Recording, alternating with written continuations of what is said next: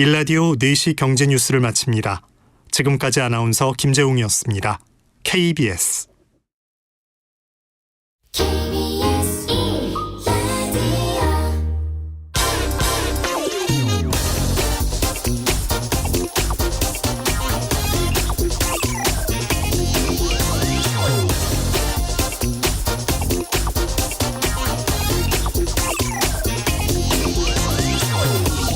요즘 KTX 열차에는 좌석마다 후쿠시마 오염수 10가지 괴담이라는 책자가 비치되어 있다고 합니다. 정부가 이 후쿠시마 방사능 오염수가 안전하다는 근거를 담은 내용으로 7만 5천 부를 배포했습니다. 세수 부족으로 내년 정부 예산을 최대한 줄였다지만 이 후쿠시마 방사능 오염수에 대한 예산은 약 7,400억 원으로 올해보다 40%나 늘었습니다. 물론 이게 안전성 홍보에만 쓰는 건 아니고 국내 해역의 방사능 조사와 수산물 방사능 검사 등에 지출될 예정입니다. 한덕수 국무총리는 야당이 가짜뉴스를 퍼뜨리지 않는다면 7천억 원이 넘는 이 막대한 예산은 필요 없을 것이다 라고 말했습니다. 후쿠시마 방사능 오염수에 대해서 국민들이 지금 의심하는 이유는 야당이 주장해서가 아닙니다. 일본 정부가 그렇게 안전하다면서도 우리 정부가 직접 검사하는 걸 한사코 막고 있기 때문입니다. 방류적인 오염수를 우리 정부가 주기적으로 직접 검사해서 이게 안전하다는 것을 우리 국민들에게 확인해 줄 수 있다면은 국무총리의 말대로 7천억 원이 넘는 이 막대한 예산 정말 안 써도 될 돈입니다. 지금 정부가 해야 할 일은 안전하니 그냥 믿으라 이렇게 강요할 것이 아니라 일본 정부에 우리가 직접 검사해서 확인할 수 있도록 요청하는 겁니다. 주권 국가에서 왜 이걸 일본에게 지금 말도 못 꺼내는 건지 그 점을 국민들은 지금 납득하지 못하는 겁니다. 네, 경제와 정의를 다잡는 홍반장, 저는 KBS 기자 홍사원입니다. 홍사원의 경제쇼 출발하겠습니다. 유튜브 오늘도 함께 갑시다.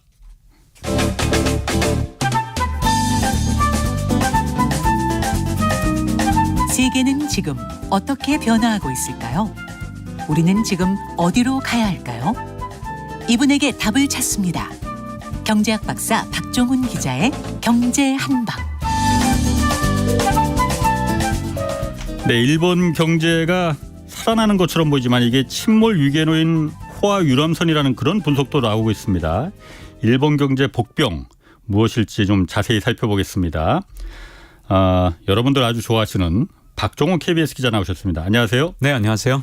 뭐 KBS의 TV, 뭐 라디오, 또 유튜브까지 뭐 워낙 뭐 다 나오시니까 모시기가 정말 힘듭니다. KBS에 뭐 박종훈하고 서영민밖에 없는 것 같아요, 요즘은. 고맙습니다. 예전에는 홍사원만 있었는데. 자, 오늘 일본 얘기 좀 해보겠습니다. 일본 경제가 어쨌든 지금 그 경제 지표상으로 보면 매우 좋잖아요. 네. 수출도 잘 되고 주가도 오르고 있고 성장률도 우리나라보다 지금 2분기엔 2배나 높았잖아요. 네.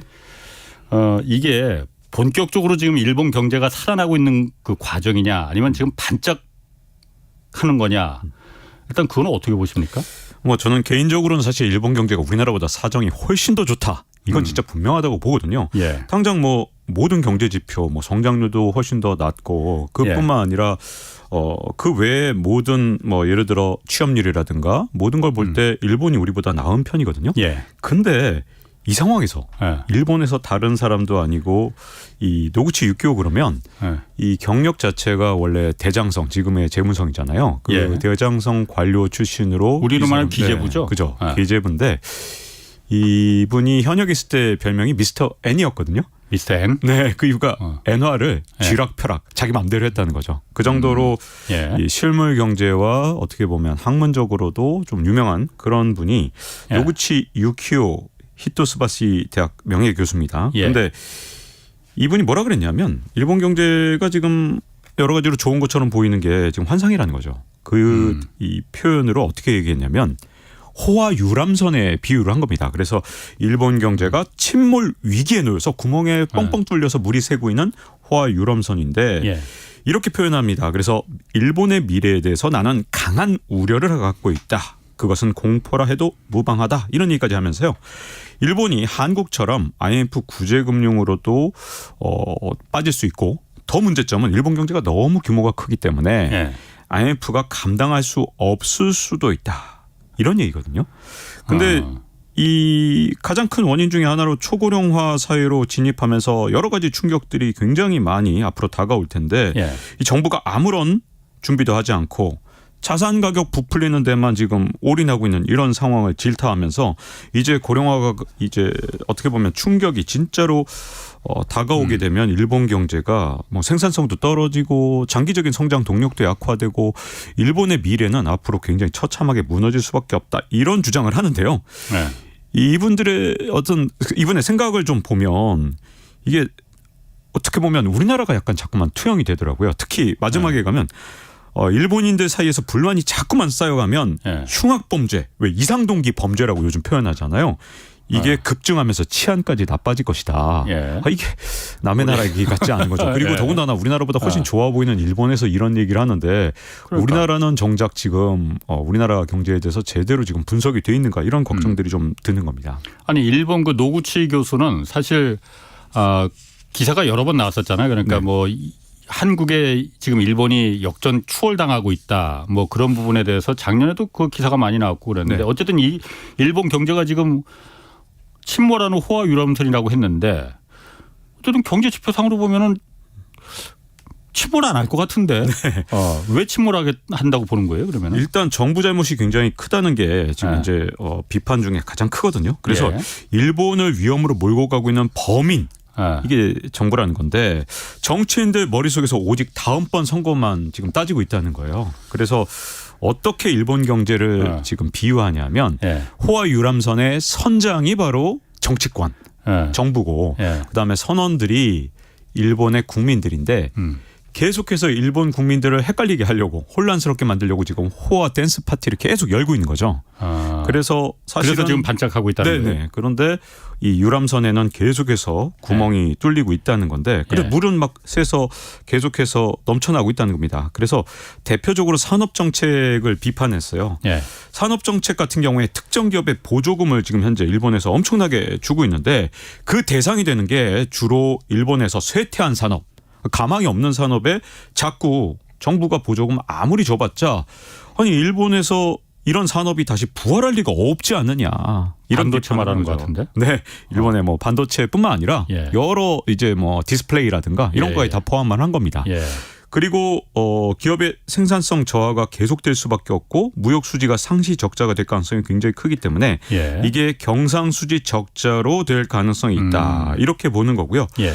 이 경상수지 적자가 만성적으로 된다면 이게 앞으로 이분이 근데 좀 세게 봤어요. 한 10년 뒤다. 이거 예. 10년 뒤가 될 수도 있다.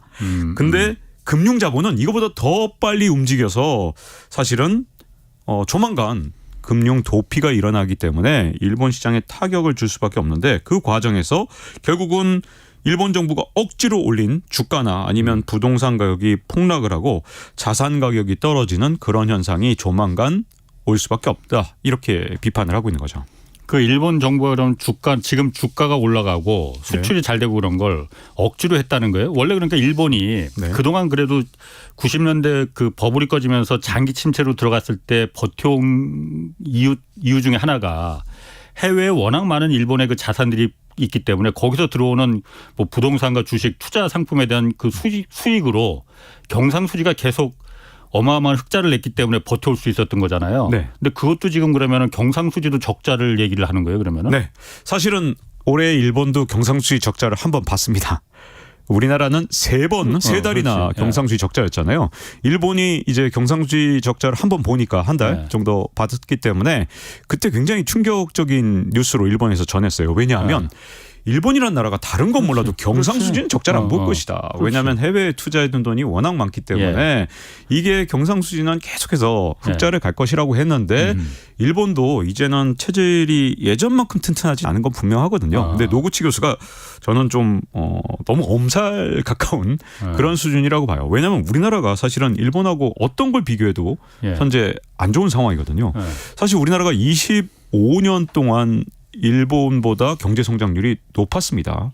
IMF 그렇지. 외환위기 이후에 한 번도 진 적이 없는데 2023년에 이번에 일본한테 경제 성장률을 따라잡힐 가능성, 일본이 역전할 가능성이 훨씬 높아졌거든요. 뭐 그런 분석들 네. 많이 나와요 지금. 2분기 지금 성적이 우리나라보다 경제 성장률이 2배 이상 높습니다. 우리가 예. 0.6 성장하는 동안 일본은 1.5를 갔거든요. 그렇지. 예. 사실 엄살이라고 좀 보여질 정도로 좀 황당한데 일본 경제 아무리 이제 좋아 보여도 이제 노구치 교수의 분석을 한번 좀 따라가 보겠습니다. 이제 우리나라보다 분명히 좋은 게 분명한데도 왜 그러면 노구치 교수는 그 좋은 일본 경제에 대해서 비판을 하느냐?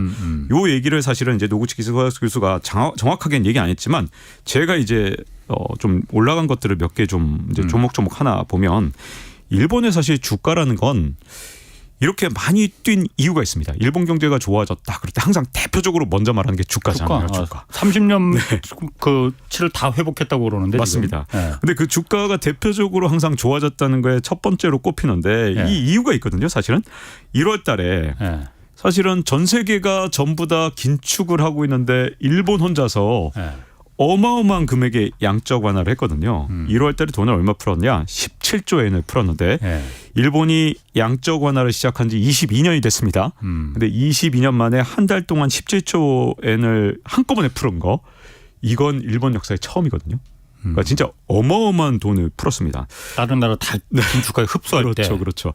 일본 주가가 언제부터 튀었느냐. 네. 자, 요걸 이제 해외 투자자들, 글로벌 예. 투자자들이 이제 일본을 딱 보니까 야, 이거 전 세계가 지금 전부 다 긴축을 하는데 여기만 돈을 푸네 하니까 해외 투자자들이 관심을 가진 거고요. 그 과정에서 이제 뭐 워렌 버핏이라든가 많은 투자자들이 그렇지. 투자를 했습니다. 왜? 예. 이게 긴축하는 거랑 돈 푸는 거 분명히 다르니까요. 그리고 예. 두 번째는요. 이렇게 돈을 엄청나게 푸니까 엔화 가치만 계속해서 떨어지는 거죠. 그렇지. 예. 사실 노구치 교수가 여기서도 좀 등장을 하는데 노구치 교수가 이걸 일찌감치 예측을 해서 사실은 그때 이제 한 1달러에 한 120엔, 130엔을 왔다 갔다 할 때 예. 뭐라 그랬냐면 노구치 교수가 150엔을 돌파할 수도 있다. 이렇게 말을 해서 그때 일본 내에서 완전 비난받고 헛소리 하지 마라 이런 얘기까지 들었었거든요.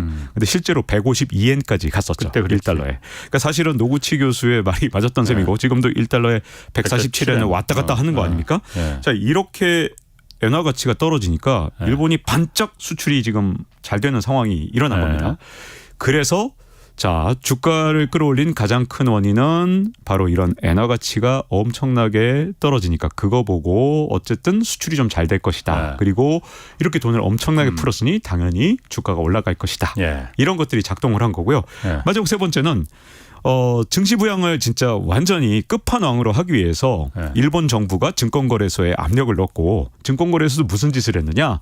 PBR 즉 장부 가격보다 낮은 PBR이 1이 안 되는 기업들은 퇴출시켜버리겠다. 거의 협박성 발언을 한 겁니다. 그랬더니 이런 기업들이 전부 다 자사주를 사갖고 소각을 해버리거나 이런 진짜 인위적인 증시 부양책이 있었거든요. 예. 여기에다 마지막으로 일본의 일본은행은 예. 일본 주식을 진짜 엄청나게 많이 갖고 있어요. 그렇죠. 유통되는 일본 주식 ETF의 거의 3분의 2를 예. 일본은행이 갖고 있습니다. 그러니 주가를 올렸다 내렸다 하는 건 일본은행 맘이죠. 예. 돈을 풀면 무조건 일본의 주가는 올라가는 그런 상황이기 때문에 야, 이게 증시가 좋은 게 과연 진짜냐. 예. 이건 정말 이제 해외에서도 의심을 굉장히 많이 하는 거죠. 예. 그래도 진짜 좋아진 게 하나 있다면 이제 수출이 늘어난 건 분명히 좋아진 부분이고요. 그게 일본 경제 성장률도 끌어올리고 있는 건 분명히 맞는데 예. 지금 이제 내수는 오히려 타격을 받았습니다.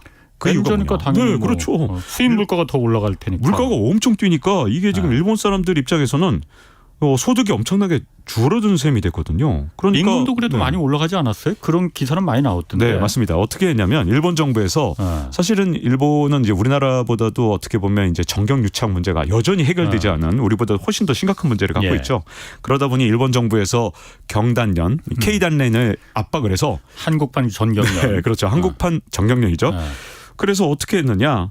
임금 올려라. 난리를 쳤죠. 그래서 예. 대기업 중심으로 임금이 올라갔는데 물가를 못 따라갑니다. 그래서 일본 사람들의 실질 소득이 어떻게 됐느냐. 최근 15달 연속으로 예. 실질 소득이 감소하고요. 그 속도가 점점 더 가속화되다 보니까 예. 최근 나온 지표를 보면 뭐 한 6월, 5월 이럴 때 보면 1.5%가 감소를 했습니다. 자, 이렇게 실질 소득이 감소를 하면 어떻게 되느냐. 사람들이 당연히 소비자들이 지갑을 닫는 거죠. 그래서 자, 일본의 성장률이 2분기에 와 진짜 충격받을 정도로 우리나라에 뭐 2배가 넘게 성장을 했네. 근데 그때 봤더니 내수 시장은 오히려 쪼그라든 거예요. 한 마이너스 0.5%. 국민들은 가난해지고 기업들만 그러면 부자가 된 건가 그러면은요? 그렇죠. 그러니까 주가는 올라가고 그다음에 집값도 엄청나게 올라갔습니다. 이게 최근에 도쿄에서는 도쿄도 23구라는 곳이 이제 서울시에 해당되는 곳이잖아요. 근데 올해 1월부터 한 6개월 동안에 도쿄에서 가장 많이 오른 곳이 60%까지 올랐습니다. 이 통계를 보면 이 칸테이라고 부동산 데이터 기업인데 일본의 이제 21평 우리 이제 69제곱미터죠. 우리나라에서 이제 표현할 때 이 맨션 가격이 한 최근까지 한 4억 원 정도였다가 이게 6억 3천만 원이 됐습니다. 69제곱미터. 그러니까 이게 엄청난 속도로 지금 집값이 오르고 있거든요. 그러니까 자산 가격은 뭐 주가든 집값이든 다 올려나가고 있는데 서민들 주머니를 보면 실질소득이 줄어드니까 일본 사람들은 사실은 주식 투자하는 사람이 거의 없거든요. 그렇지. 주식 투자 굉장히 하기 힘들게 일본에서 제도를 만들어놨습니다. 아시다시피 한 주식 살 수가 없으니까. 막 100주씩 사야 되니까. 아, 일본은 그래요? 네네. 그러니까? 주식 사기가 굉장히 힘들어요. 서민들. 대량으로만 살 수 있어요? 네, 대량으로만 살 수 있도록 해놨고 여러 가지 왜 그랬을까? 되게 불편하게 만들어놓은 게 많습니다. 거기다가 일본 사람들이 오랫동안 집값이 안 오르다 보니까 부자들이나 집을 좀 사놨지 중산층만 해도 아유 뭐 집 왜 사냐 이러고 있었거든요. 근데 이걸 뭐 한 해 만에 갑자기 막 몇십 %를 올려놓으니까 올해 이게 전부 다 1월 달에 돈 풀어서 이렇게 만들어 놓은 거거든요. 그러다 보니 지금 일본에서 내수는 쪼그라들고 기업들만 잘 살게 되고 수출만 조금 회복되는 상황에서 성장률은 좋아졌지만 결국 일본 사람들의 호주머니 사정은 굉장히 안 좋아진 상황이라서 이게 반짝 일본이 좋아진 거냐 아니면 노구치 교수 말대로 이거 지금 호화호 유람선에 구멍 나서 지금 물이 새고 있는 거냐. 뭐 저도 아직은 뭐 사실 정확한 판단이 안 되지만 우리보다 좋은 건 맞지만 두 가지 가능성은 다 있다 이렇게 볼 수 있는 거예요. 일본에서는 그럼 노구치 교수의 그 분석 판단에 대해서 어떻게 평가를 내고 있습니까? 일본도 이렇게 우리나라하고 좀 비슷한 측면이 있어서요. 뭐냐면 레드팀이 없습니다. 레드팀. 레드팀이 뭐냐면 위기 대응반. 네, 위기 대응반이죠. 이게 기본적으로 미군이 굉장히 강력한 이유가 시뮬레이션을 합니다. 항상. 그래서 블루팀, 레드팀을 나눠서 레드팀이 이제 미군인 블루팀을 공격하게 하는 거죠. 그러니까 적군을 만들어서 일부러 약점을 파고들라고 하는 건데 이 레드팀이 경영하기나 아니면 국가의 경제를 운영할 때 진짜 중요한 게 대한민국 경제의 약점, 그다음에 일본 경제의 약점을 파고 들어가서 여기의 약점을 분석하고 여기서 문제점을 찾아내면 당연히 훨씬 더 강력한 경제가 되겠죠. 근데 일본하고 한국하고 나쁜 점이 하나 있다면 레드팀이 없다는 거예요. 레드팀이. 그러니까 대한민국에서는 일단 힘 있는 쪽에 뭔가 쓴소리하는 거 또는 일본에서도 쓴소리하는 거 굉장히 힘들어하잖아요. 아주 어렵죠. 못하게 하죠, 못하게. 하는 게 굉장히 어렵습니다. 네, 그러니까 여기선 쓴소리 하셔도 됩니다. 네, 그렇죠. 우리는 합니다. 근데 어차피 우리는 하는데, 어차피 뭐이죠. 우리는 하는데 이제 일본이나 우리나라나 비슷한 문화가 있다 보니까 노구치 교수 외에 쓴소리 하는 사람이 없습니다. 근데 이게 지지율로 나타나는 거죠. 그렇지, 기시다. 네, 맞습니다. 기시다 총리의 지지율. 이게 언제 올라갔었냐? 원래 한 30%밖에 안 됐었어요. 근데 언제 한번 올라갔었냐? 한일 정상회담 하면서 갑자기 인기가 엄청나게 올라갔죠. 그래서 지지율이 50%까지 갔는데 그 이유가 뭐냐? 한국하고 이 협상에서 엄청나게 많은 걸 얻어냈구나. 야, 기시다 엄청 잘했어. 한국에서 다 받아냈네? 그래서 지지율이 50까지 뛰었어요. 그때 50까지 뛰었어요? 기시다 입장에서 완전히 신났죠. 하긴 일본 국민들 입장에서는 환호할 만 하겠네. 그렇죠. 근데 그 올라갔던 지지율이 다시 폭삭 망했습니다. 어디까지 떨어졌냐? 30은커녕 지금은 최근엔 20%대까지 지지율이 나오고 있거든요. 그래서 세계에서 가장 인기 없는 지도자 중에 항상 이제 탑 1, 2를 이렇게 앞서거나 뒤서거나 하는 그 정도로 기시다 인기가 떨어졌습니다. 기시다 인기가 떨어진 이유가 세 가지가 있는데 첫 번째는 오염수 방류 때문에 그렇습니다. 교도통신에서 조사해 보니까 일본 사람들도 정부 설명이 부족하다, 못 믿겠어라고 하는 사람들이 80%나 되거든요. 그러니까 오염수 방류 때문에 굉장히 일본 사람들도 지금 기시다 정부를 불신하고 있고요. 두 번째는 마이너버 카드 사태라 그래서 요건 이제 얘기하자면 굉장히 긴데 하여튼 뭐 그냥 간단히 말씀드리면 우리나라에 이제 주민등록증 같은 걸 만들었는데 이게 너무나도 에러가 많아서 한 13만 명의 계좌가 딴 사람 계좌로 가기도 하고 주민등록증을 내가 이제 등본을 뗐다 한국식으로 그러면 딴 사람 정보가 나옵니다. 막 딴 사람 정보 막 세는 거죠. 그래도 정책 실패 때문에, 그렇죠. 행정 실패 때문에 한번 했고 또 한 가지 이유는 마지막 치명적인 게 뭐냐? 일본 경제가 피부로 느끼기에 너무나도 안 좋거든요. 아니 경제 성장은 한다 그러고 해외에선 찬사를 보내는데 일본 사람들이 피부로 느끼는 경제는 물가는 치솟아 오르고 임금이 그걸 못 따라가니까 실질 소득이 1.5%가 감소하는데 예전에 일본이 30년 동안 장기 불황을 겪었다 해도 임금도 안 오르고 물가도 안 오르고 뭐 살만하네. 했다. 네네 견딜만 했네. 이렇게 생각하면 살았거든요. 예. 그러니까 일본 사람들은 거기에 익숙해졌는데 갑자기 물가는 뭐 3, 4% 뛰는데 예. 내 임금은 2, 3%밖에 안 뛴다. 1.5가 따라가지 못한다. 예. 사람들이 분노란 거죠. 그래서 기시다 총리의 그 반짝 50%까지 갔던 인기가 지금 30% 아래로 내려와 있거든요. 그게 제가 보기에는 노구치 교수의 말대로 뭔가 벌써 일본 사람들이 현재 일본 경제에 대해서 만족하지 못하고 있다. 이런 문제점들이 있고 과연 이게 만약에 이 내수시장 일본 같은 경우 내수시장이 진짜 큰 나라거든요. 수출로는 이게 반짝밖에 못 갑니다. 우리나라야 이제 수출이 워낙 중요한 나라니까 그렇다 치지만 일본은 뭐 8대2 수준으로 내수가 진짜 중요한 나라인데 내수가 올라가야 결국 일본 경제가 장기적인 성장 동력을 갖는 거지. 수출만으로 반짝한 게 얼마나 오래 가겠느냐라는 우려가 일본 내에서도 지금 나오고 있는 상황이겠지 한 거죠. 일본 그 지난달 물가 상승률이 보니까 3.3%던데 네. 그 적지 않은 물가 인플레입니다. 경험해 보지 더군다나 일본 같은 경우에는 장기 침체를 워낙 디플레이션에 고생하다 보니까는 이 정도 인플레가 오른 건 반갑긴 반가웠었는데 이게 3%까지 넘어버리고 뭐 얼마 전까지 4%까지 올라갔었으니까 네. 이게 얼마나 버티겠느냐. 그리고 물가가 올라가고 지갑이 줄어들면은 당연히 국민들 입이 나올 수밖에 없는 거잖아요. 뭐 한일 관계가 그때 50% 기시다 지지율 50% 올라갈 때나 지금이나 뭐 마찬가지겠고 그거는 그거 말고 지금 물가가 올라가니까 그러면은 국민들 입이 나오면은 일본 내각 행정부 입장에서도 그거를 타개하려면은 금리를 건드려야 될 거 아니에요. 다른 나라 다 그래서 물가를 잡았듯이. 네. 일본도 그러면은 금리를 어쨌든 여전히 마이너스 금리예요. 기준금리는. 네. 뭐 장기 국채 금리는 조금 뭐 긴축했다고 하지만은 이걸 그럼 건드려야 될 거 아니에요. 네. 건드릴 겁니까? 그럼 일본도? 자, 이 부분이 이제 앞으로 굉장히 중요한데요. 일단 일본의 인구 구조를 한번 좀 살펴봐야 되는데 우리나라보다 고령화가 먼저 시작됐기 때문에 물론 합계 출산율은 우리나라가 2분기에 0.7이고 일본은 1.28이니까 지금만 놓고 보면 일본의 출생률이 훨씬 높지만 이미 고령화가 오래전부터 시작됐다 보니까 인구의 3분의 1이 65세 이상 고령층입니다. 그런데 아까 임금 올리는 거 일본 정부에서 이제 K단렌 우리나라 정경련에 해당되는 곳을 막 압박해서 대기업 중심으로 많이 올렸다 그랬잖아요. 그럼에도 불구하고 실질 임금이 못 따라간 건 그래도 까짓 거 임금도 조금 오르긴 했으니까 실질 임금 못 따라가서 한 1.5% 이렇게 깎인 거 이거는 그래도 월급 받는 사람들은 살아갈 수 있죠. 근데 3분의 1이나 되는 고령층은 상황이 다릅니다. 이분들은 모아둔 돈으로 살아가는 거잖아요. 뭐 연금이 조금 있긴 하지만 그게 이제 뭐 물가를 다 따라가지는 못하고 있고. 근데 이분들은 그럼 물가가 오르면 어떻게 되느냐? 65세 이상 고령층은 완전히 제대로 타격을 받는 거죠. 물가 오른 만큼. 왜냐하면 그만큼 어디서 소득원이 물가 오른 만큼 못 따라가거든요. 근데 일본의 자민당 지지 세력의 가장 대표적인 게 누구냐? 65세 이상 고령층이거든요. 그러니까 자기들의 지지 기반이 지금 가장 분노한 그런 상황이 된 겁니다. 근데 지금 현재 이제 기시다 내각 지지율이 떨어진 이유 세 가지를 말씀드렸잖아요. 첫 번째가 오염수 방류다. 근데 이거 방류를 중간에 멈출 수는 없는 거 아닙니까? 이거 이미 해버렸으니까 일본 사람들의 80%가 아무리 이걸 불충분하다 이렇게 답변을 했다 해도 바꿀 수 없죠. 마이너버 카드 사태 이미 벌어진 사태입니다. 이것도 이미 일본에서 난리가 났는데 이것도 바꿀 수 없죠.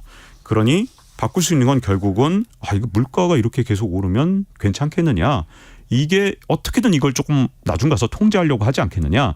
이런 시각이 이제 해외에서도 굉장히 많거든요. 그럼 초저금리 정책을 바꿀 수 있다는 거예요. 그러니까 기준금리 자체를 마이너스에서 플러스로 이제. 네. 그게 이제 언제가 가장 그게 심했냐면 사실은 올해 1월 달이 그 전쟁이 벌어졌던 아주 중요한 시기였습니다. 1월 달에 무슨 일이 있었냐? 뭐 있었나? 네, 이걸 이제 아마 이제 우리나라에서 이제 앞으로 관심을 가져야 되는 게 왜냐하면 이 홍사원의 경제쇼에서도 그동안 연준 페드에 대해서 얘기를 진짜 많이 했잖아요. 많은 분들이 나와서. 그런데 저는요. 올해 4분기부터 내년 한 해 내내 연준보다 일본은행 얘기를 더 많이 해야 된다고 봅니다. 이제 세계 경제의 향방을 결정할 건 일본은행의 결정에 달려 있다고 보고요. 자, 근데 요 얘기 이제 과거 얘기 좀 할게요. 요게 이제 스포트라이트를 우리나라에서 너무 못 받아갖고 예. 세계 금융 모든 어떤 플레이어들은 어마어마한 진짜 이벤트가 작년 12월에 있었거든요. 이게 뭐냐면 자 일본은 예. 기준금리를 마이너스 0.1%로 해놓은 것도 모자라서 이것만으로도 안 돼서 용어도 좀 어려운데 일드 커브 컨트롤이라는 걸 합니다. YCC. 예, 네, 뭐 혹시 이제 경제쇼 보신 분들은 이제 잘 아시겠지만 일드 커브 컨트롤 이게 뭐냐? 일본에서 하고 있는 건 다른 건 안 건드리고 10년 만기 국채 금리만 건드려서 이제 12월까지는 어땠었냐면 이제 밴드라 그래서 어디까지 오를 수 있냐? 연리 0.25%까지 오를 수 있다. 이렇게 12월까지는 돼 있었어요. 예. 근데 이걸 갑자기 뜬금없이 0.5%까지 확대를 한 겁니다. 예. 이게 금융시장에 진짜 그 당시에는 12월에 엄청난 충격을 준 거죠. 그리고 이제 많은 플레이어들 사이에서 야 얘네가 0.5하고 이런 거 보니까 이제 물가를 감당 못하나 보다. 이제 좀 있으면 YCC 끝난다. 그렇지. 그러면 0.5가 아니라 이거 1가고 2가고 막 그거 결국 통제를 풀게 되면 기준금리까지 그럼. 네. 기준금리도 곧 이거 풀겠네. 예. 얘네가 결국 못 견디는 거 아니야? 그렇게 하니까 이제 글로벌 헤지 펀드들이 전부 일본에 모여들어서 어디에다 베팅을 했냐? 금리 올라간다에 베팅을 한 거죠. 그리고 엔화가 더 오를 것이다. 그러니까 엔화 가치가. 예. 그래서 엔화 가치 상승에 베팅을 한꺼번에 합니다. 그것 때문에 진짜 일본 금융시장도 난리가 났었고 세계 금융시장도 난리가 났었는데 일본은행에서 그래서 정말 미친 듯이 돈을 풀었어요. 이 표현밖에 쓸 수가 없어요. 미친 듯이. 왜냐하면 일본의 그 양적 완화 22년 역사의 길이 남을 1월 달에 17조 엔이라는 돈을 풀었는데 그 이유가 뭐냐. 그게 이것 헤지 때문이구나. 펀드랑 전쟁을 하려고 푼 겁니다. 그 돈을 풀었던 것 때문에 지금 주가 오르고 집값 오르는데 막 도쿄도 23구에 60% 집값이 오를 정도로 17조 엔이라는 게 왜 이게 큰 영향을 미쳤냐.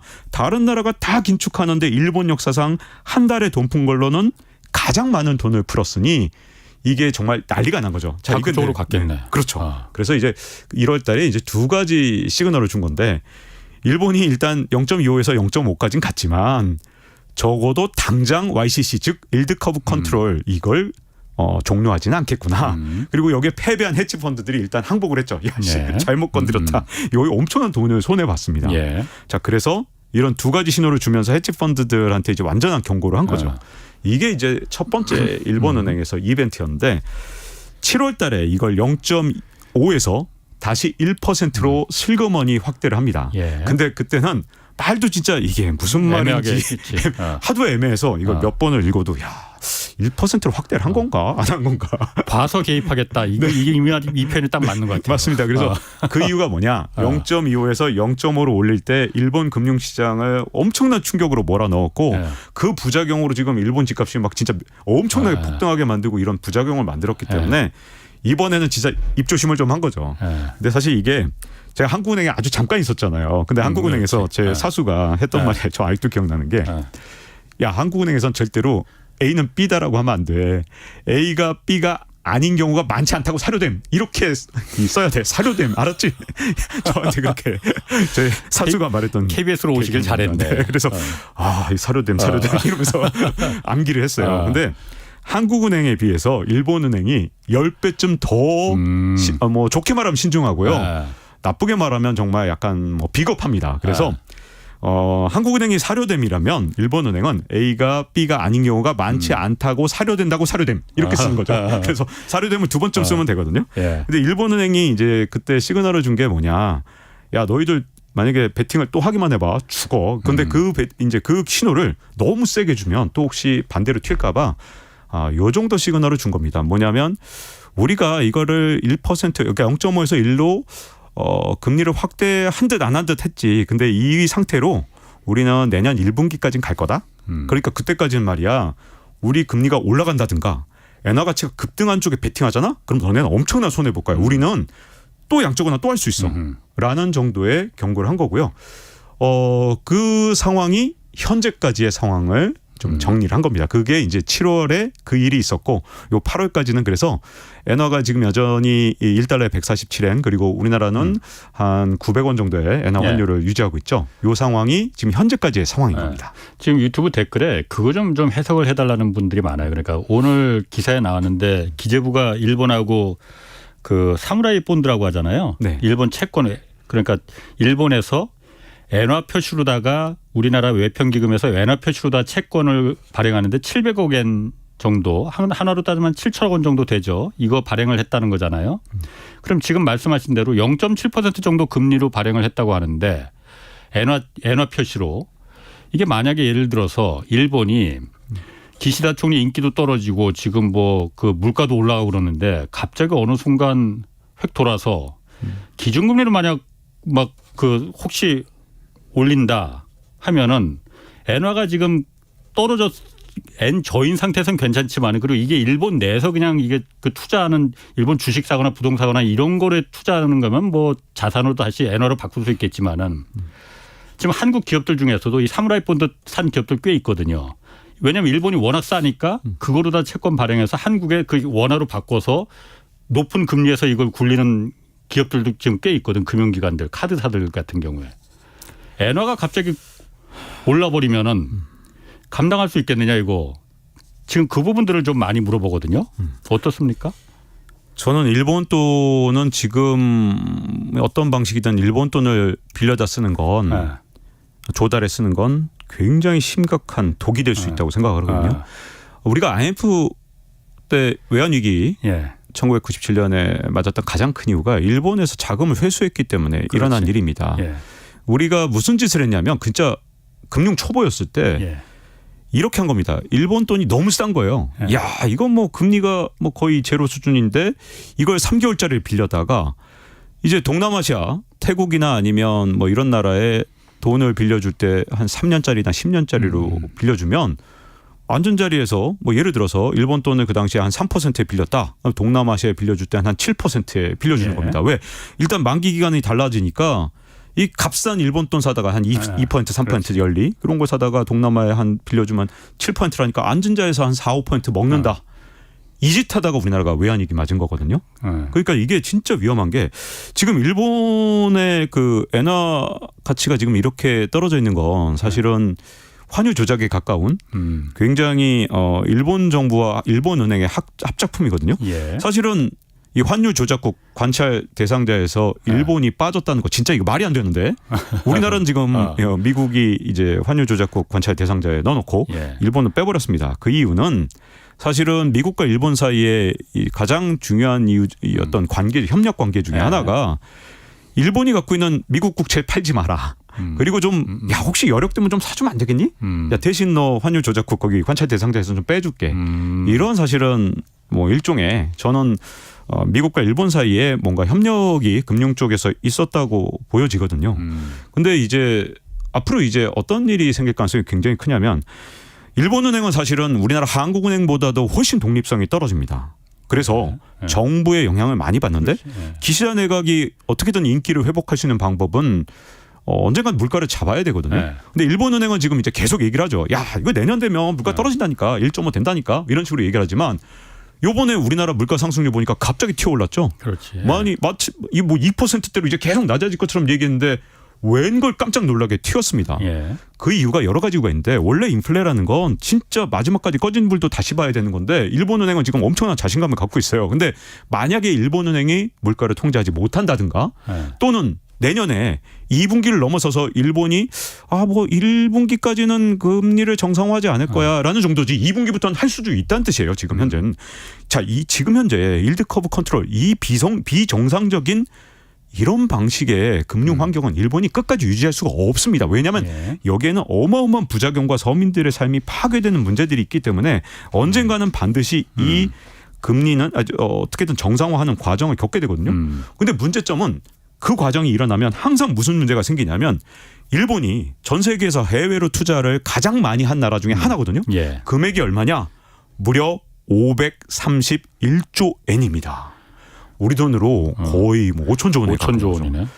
이게 그 돈들이 그럼 다 일본으로 다시 몰려 들어가겠네 그러면. 이게 많은 분들이 착각하는 게 금리가 예를 들어서 야 일본은 여전히 예를 들어 0.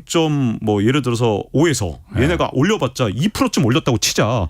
근데 미국은 지금 뭐 4.3 뭐 이렇게 10년 만기 국채가 그런데 이 정도 금리 차로 여전히 미국이 높은데 이걸 뭐하러 들어가냐. 한국이 여전히 10년 만기 국채 금리가 3.8인데 왜 일본으로 가겠느냐 2%라도 이거 완전 잘못 알고 있는 겁니다. 왜냐하면 이런 국채 투자자들은 진짜 안전지향적이거든요. 예. 그리고 이 현상이 일어나면 엔화 환율이 어떻게 되느냐. 엔화 가치가 갑자기 급등을 할 수 있기 때문에 그렇지. 이게 먼저 움직이면 되지만 여러 가지 이제 문제점이 조금만 늦게 움직이면 손해를 볼 수 있는 부분들이 되게 많아요. 그래서 플레이어들마다 이제 어떤 방식이든 이게 지금 이제 대응 방식이 다 다르고 예. 안전 투자자들이기 때문에 야 이게 환율이 어떻게 될지도 모르고 이런 위험한 투자를 하느니 그냥 일본의 국채를 사는 게 낫겠다. 이게 국채 투자자들의 어떤 안전지향적인 모든 걸 봤을 때 굉장히 뭐랄까 너무나도 당연한 판단이거든요. 그래서 사실은 국채 금리가 한 2% 즉 지금보다 한 1에서 1.5%포인트만 더 올라도 사실은 해외로 투자되어 있던 돈의 상당 금액이 일본으로 돌아갈 수 있거든요. 이게 그 무시무시한 엔캐리 트레이드 청산입니다. 그렇지. 이거 한번 두드려 맞으면 세계가 어떻게 될지 모르는데 그럼 엔화 가치가 올라가는 거 아니에요? 그렇죠. 엔고가 돼버리는 거 아니에요? 엔고가 돼버린 거죠. 그럼 갚아야 되는 돈이 2배가 될 수도 있겠네. 네, 갑자기 그렇게 된 적이 정말 많죠. 엔화 가치는요. 이게 갑자기 튀어오르면 막 2배씩 된 적이 정말 많습니다. 그래서 우리나라가 갑자기 왜 이제 엄청난 어려움을 겪게 됐느냐. 이거 일본이 자금 회수할 때마다 우리나라가 진짜 큰 고통을 겪었고 한 번은 외환위기까지 겪었었던 거기 때문에 엔화를 좀 이렇게 뭐랄까 지금 값이 싸다고 해서 이게 지금 계속될 거라고 생각하고 판단하는 건 굉장히 위험하고요. 물론 제가 그래서 무조건 엔화 가치가 올라간다는 뜻은 아니지만 엔화를 정말 쉽게 생각해서는 안 된다. 그때마다 우리나라가 엄청난 고통을 겪었기 때문에 굉장히 조심해야 되는 게 이 엔화 자금이다. 이 돈을 빌렸을 때는 위험성을 진짜 10번, 100번 숙고하고 판단을 해야 되는 그런 돈이라고 생각을 합니다. 그러니까 이번에 기재부에서 그 외평기금에서 이제 700억 엔을 이제 사무라이 본드 산 거를 그냥 일본 내에서 그 돈을 갖다 그냥 그 일본 내 자산을 주식이나 뭐 부동산의 금융자산에 투자를 하거나 일본 내에 투자하면은 그건 뭐 어차피 엔화로 다 바로 하는 거니까 엔화가 오르더라도 뭐 상관없는데 대개적으로 우리나라 그 정부뿐만이 아니고 기업들은 아까도 말했지만 기업들이 지금 사무라이 본드 많이 했거든요. 왜냐하면 일본이 워낙 금리가 낮으니까 엔캐리 트레이드 때 거기를 재미를 실제로 많이 받고 일본에서 빌려와 갖고서는 한국의 원화로 바꿔서 잔뜩 이제 갖고 있는 게 많은데 그게 지금 다시 일본이 금리를 정책을 바꿔버리면 바뀌자 말대로 엔고가 지금 엔저가 아니고 엔고로 돼버리면은 그게 화살이 돼서 돌아올 가능성이 있다라는 부분 때문에 좀 우려들을 좀 많이 하더라고요. 그래서 사무라이 본드 이거 조심해야 된다. 또 다른 지금 이게 뇌관이 될 수 있다, 복병이 될 수 있다 이런 얘기들을 좀 많이 하더라고요. 네, 그렇죠. 그리고 또 한 가지 문제점은요. 우리나라하고 미국하고 기준금리 차이가 굉장히 많이 벌어졌음에도 불구하고 지금 버티고 있는 이유 그리고 세계 금융시장에서 자금원이 되고 있는 이유 이것들이 전부 다 사실 일본 돈들이 워낙 일본에서 돈값이 싸니까 이 돈들 갖고 나가서 세계 곳곳에 다 투자해 놓은 겁니다. 그래서 예를 들어서 아일랜드 채권 시장의 15%, 호주 채권 시장의 12%, 그 미국과 영국의 채권 시장 점유율도 5% 정도거든요. 그러니까 일본 돈이 일본으로 돌아가게 되면 무슨 문제가 생기냐면 국제적으로 금리가 올라가는 현상이 일어나게 되고요. 그러니까 우리도 지금 현재 금리 격차가 이렇게 큰데도 불구하고 버티는 이유는 자 일본의 투자자들이 생각할 때는 어떻게 하냐. 아까 이제 미국에 이제 뭐 투자를 하든 일본에 투자하든 이 사람들이 어떤 생각을 갖고 있냐. 국채 투자자들은 굉장히 위험 회피적이에요. 이 사람들은 진짜 기계처럼 무조건 포트폴리오를 딱딱 배정해 놓고 이렇게 투자를 하는 겁니다.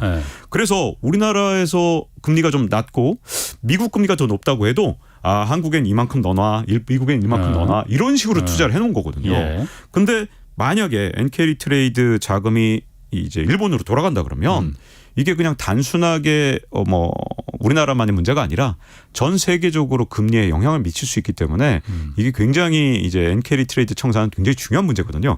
그래서 사실 미국도 부담이 되긴 하죠. 왜냐하면 미국도 이게 전혀 부담이 없는 건 아니거든요. 그러니 환율 조작국 그 관찰 대상국 명단에서 일본을 빼줬을 때 아니 이번에 빼주면서 정말 희한했지 않습니까? 아니 다른 나라보다 제일 환율 조작한 것 같은 건 일본인데 왜냐하면 일본의 어떤 경제력이나 경제 규모에 비해서 아니 엔화 가치가 저렇게 낮은 게 말이 돼? 라는 생각이 들지 않습니까? 근데 가장 의심스러운 나라를 빼줬을 때는 분명히 이제 이런 모든 것들을 사실은 미국도 부담스러우니까 지금은 이제 이게 균형이 이루어지고 있는데 문제는 그게 여러 가지 이유로 예를 들어 국제적인 역학관계의 변화라든가 아니면 이제 이제 중국과의 패권 전쟁에서의 미국과 일본 사이의 동맹 관계의 어떤 변화라든가 이런 어떤 큰 그림에 의해서 지금 상황은 얼마든지 변할 수 있거든요. 그렇기 때문에 지금 상황이 영원히 계속될 것처럼 엔화 자금에 대해서 생각을 하는 건 굉장히 좀 이제 위험한 판단이 될 수 있기 때문에 제가 보기에는 반드시 해지를 해야 될 필요가 있는 자금이 엔화 자금이라고 생각을 합니다. 그럼 아까 말씀하시기를 미국의 중앙은행만 지금 볼 게 아니고 일본 중앙은행을 봐야 된다고 했잖아요. 네. 일본 중앙은행이 태세를 전환한다고 하면은 금리를 이제 우리도 못 버티겠어. 이제 일본 국민들이 입이 나왔으니 금리 올려야겠다로 바뀌어버리면은 그게 한국 경제에 직접적인 영향을 미칩니까? 엄청난 영향을 미칠 가능성이 굉장히 큽니다. 왜냐하면 우리나라에도 들어와 있는 엔캐리 자금이 굉장히 많은 데다가 이 포트폴리오의 변화를 통해서 국제금리 전체가 다 같이 상향 조정될 가능성이 있기 때문에 심각한 문제를 가져올 수도 있죠. 근데 이쯤 얘기하면 이제 이런 얘기를 하는 분들이 많아요. 저도 이 부분은 이제 문제가 될 거라고 보는데 일본에서 금리를 정상화하기 가장 어려운 이유 그건 뭐냐? 일본의 정부 빚이 너무 많아서 그렇죠. 그래서 올리지도 못하고 내리지도 못하고 그런 거 아니에요? 맞습니다. 일본이. 그래서 어느 정도로 많냐? 일본 같은 경우는 국가 재정의 5분의 1 이상을 이 원리금을 갚는 데 씁니다. 그래서 이게 4분의 1 좀 넘어가고 있는 중이에요. 이대로 가면 이제 금리가 더 오른다 그러면 이제 제가 보기엔 3분의 1도 될 것 같아요. 한 2%포인트로 오르면. 왜냐하면 금리가 지금 2%포인트가 오르면 일본의 어떤 국채 이자 부담만 7조 5천억 원이 증가하니까 이게 원리금을 매번 갚아야 되니 어마어마한 이 부담이 되거든요. 그러니까 진짜 2%포인트가 오르면 진짜 일본 국가 예산의 3분의 1을 빚 갚는 데 쓰는 그런 진짜 황당한 일이 생길 수 있을 것 같은데 그래서 야 일본이 어떻게 금리를 올리냐. 쟤네 정상화 절대 못한다니까 라고 생각하시는 분들이 있는데 여기에 변수는 바로 인플레입니다. 자, 인플레가 일어나면 어떤 문제가 생기느냐. 명목 가치가 올라가잖아요. 근데 우리가 이제 소득세 같은 걸 잘 생각해 보세요. 소득세 구간이 있잖아요. 예를 들어 어느 구간 8,800만 원 이상은 소득세가 몇 퍼센트 이런 식으로 누진세로 올라가죠. 아니면 이제 세율은 이렇게 명목 소득으로 또는 명목 법인세 그러니까 기업의 수익으로 이 세금이 올라갑니다. 그러니까 인플레가 올라가면 명목 가치가 올라가고 명목 소득이 올라가니까 당연히 세수가 늘어나죠. 그래서 인플레가 일어나면 일본이 이렇게 금리를 올려도 빚을 갚을 수 있는 능력도 늘어나게 되는 거죠. 그래서 사실은 인플레가 일어날 것이냐 아니냐에 따라서는 일본이 금리를 올릴 수 있는 여력이 생길 수 있는 겁니다. 그래서 저는 국가 재정 여기서 빚을 갚는 것 때문에 어려워서 일본이 이런 금리를 올리는 게 정말 불가능하냐 그건 아니라고 생각해요. 인플레가 일어나면 할 수 있다. 왜냐하면 그만큼 딱 명목 가치가 늘어나는 거니까 세수도 그 이상 늘어나죠. 인플레를 소리 없는 세금이라고도 하니까. 네, 그렇죠. 예를 들어 물가가 3% 올라가면 누진세를 생각하면 그거보다 더 빨리 세수가 그거보다 더 많이 늘어나는 거니까 당연히 빚을 갚을 수 있는 여력이 생기죠. 근데 일본 경제에 엄청난 약점이 지금 하나 생겼거든요. 자, 아까 부동산 가격이 어마어마하게 올랐다 그랬잖아요. 일본의 부동산 버블을 요거 또 만들었습니다. 기시다 정부가 사실은 진짜 위험한 짓을 했는데 도쿄도 23구에 한 6개월 사이에 진짜 거의 60% 오른 데가 진짜 많아요. 근데 문제는 일본이 왜 이렇게 부동산 가격이 갑자기 올랐냐. 일본의 금리가 진짜 말도 안 될 정도로 낮은데요. 부동산 담보 대출 금리가 한 1에서 1.5%밖에 되지 않습니다. 우리나라 지금 7%에 육박하는 거 생각하면 1에서 1.5% 와 이것도 놀라운데 일본은 세액 공제가 진짜 어마어마하거든요. 그래서 실질금리 부담 이게 무슨 말이냐. 자 주택담보대출로 돈을 빌려요. 그러면 그만큼 세액 공제를 때려주는데 거의 이 이자만큼 다 줍니다. 그러다 보니까 일본 사람들이 이자 부담이 없네. 네, 이자 부담이 실제로는 얼마냐? 0에서 0.5%라고 얘기를 하거든요. 거기다가 일본은 우리나라 같은 규제가 전혀 없기 때문에 정말 거의 이사 비용까지도 대출을 받을 수 있는 그래서 집값의 100% 이상도 대출이 가능하다라는 나라가 일본이기 때문에 자 실질적으로는 0%인 그런 상황에서 금리가 올라가면 사실은 일본 정부의 진짜 큰 약점은 부동산 거품 쪽에서 발생할 수 있기 때문에 기시다 내각이 이제 머리가 진짜 아플 건 자기들이 실수해 놓은 거 즉 1월 달에 이제 물론 이제 일본은행하고 같이 실수한 거지만 1월 달에 그만 17조 엔이나 풀면서 이런 어마어마한 버블을 진짜 마지막 버블을 만들어서 이게 지금 기시다 정부에서 지금 사실은 금리를 정상화해야 될 때 가장 큰 문제는 사실은 이 일본의 빚을 갚는 정부의 부채 문제가 아니라 예. 부동산 쪽에서 굉장한 부담감이 될 것이다. 이런 문제가 있습니다. 그럼 일본의 지금 그 장기 침체가 부동산발로 시작했었는데 지금 1월 달에 17조 엔을 풀면서 부동산이 거품이 다시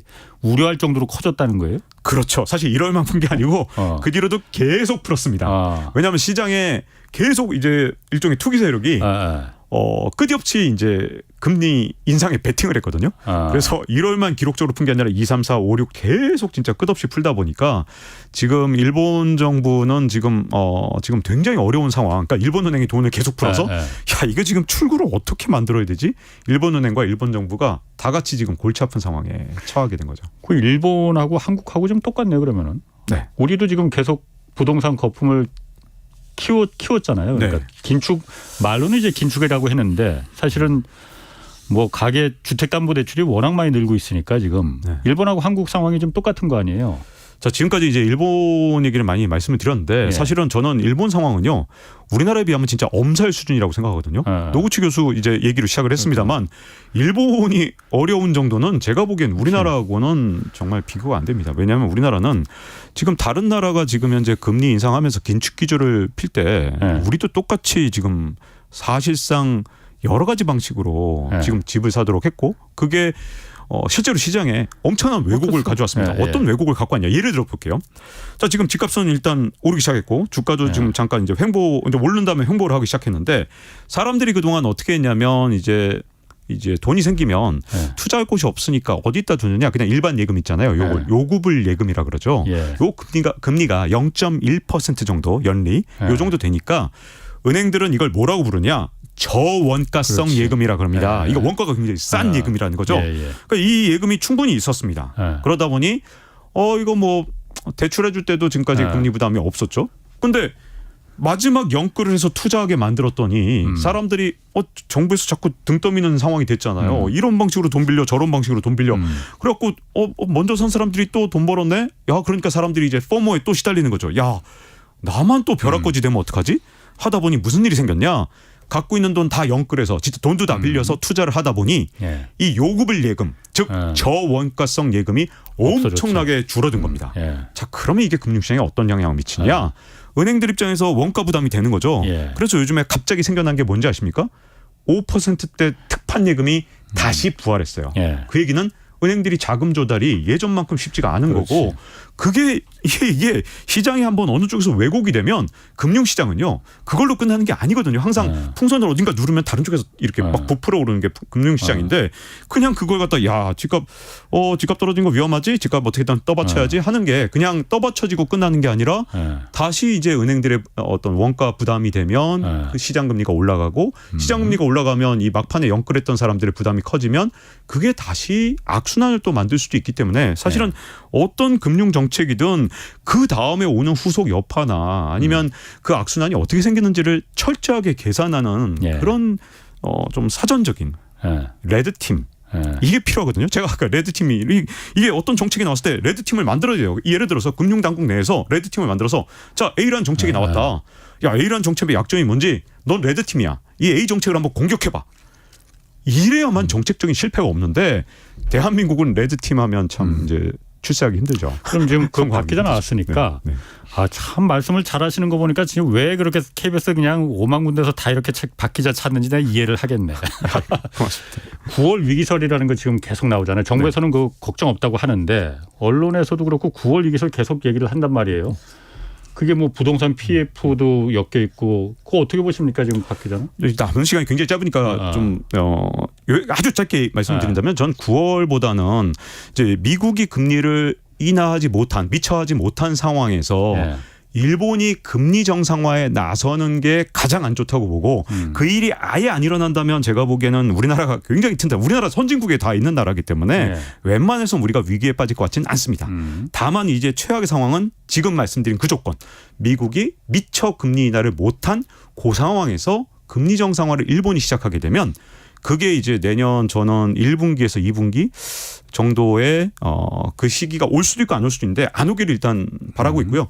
우리나라 금융 정책은 그게 안 와야만 살아남을 수 있는 정책으로 지금 현재 세팅을 해놨기 때문에 오면 안 됩니다. 그래서 안 오면 제일 좋겠지만 혹시 올지 모르니 레드팀을 만들어서 컨틴전시 플랜이라고 해서 비상에 대한 어떤 대비책을 지금부터 세워놓는다면 아직 시간이 있으니까 준비할 기간은 있다고 봅니다. 충분히. 그러니까 일본이 금리 태세 전환을 하는 게 그게 정말 독살이 될 수 있다.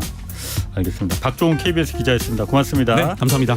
자, 홍사훈의 경제쇼였습니다.